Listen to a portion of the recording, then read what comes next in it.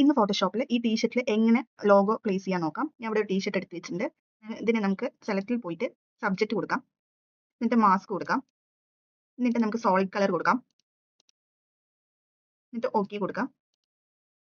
എന്നിട്ട് ഈ രണ്ട് ലെയറും നമുക്ക് ഓഫ് ചെയ്യാം. എന്നിട്ട് നമുക്ക് ഇതിന് സേവ് കൊടുക്കാം. കൺട്രോൾ ഷിഫ്റ്റ് എസ് കൊടുക്കാം.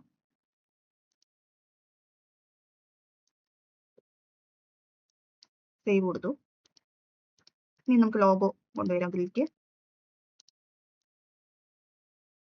ചെറുതാക്കാം. കൺട്രോൾ ടി പിടിച്ചിട്ട് നമുക്ക് ഒന്ന് ചെറുതാക്കാം. എന്നിട്ട് എൻ്റർ കൊടുക്കാം. എന്നിട്ട് നമുക്ക് ഫിൽറ്ററിൽ പോയിട്ട് ഡിസ്റ്റോർട്ട് പോയിട്ട് ഡിസ്പ്ലേസ് ക്ലിക്ക് ചെയ്യാം. എന്നിട്ട് ഓക്കെ കൊടുക്കാം. എന്നിട്ട് നമുക്ക് സേവ് ചെയ്തത് അത് ഓപ്പൺ ചെയ്ത് കൊടുക്കാം. എന്നിട്ട് ബ്ലെൻഡിങ് മോഡിൽ പോയിട്ട് മൾട്ടിപ്ലൈ കൊടുക്കാം. ഈ ബ്ലെൻഡിങ് ഓപ്ഷനിൽ പോയിട്ട് ഓൾട്ട് പിടിച്ചിട്ട് ജസ്റ്റ് ഒന്ന് നമുക്ക് ഡ്രാഗ് ചെയ്ത് കൊടുക്കാം.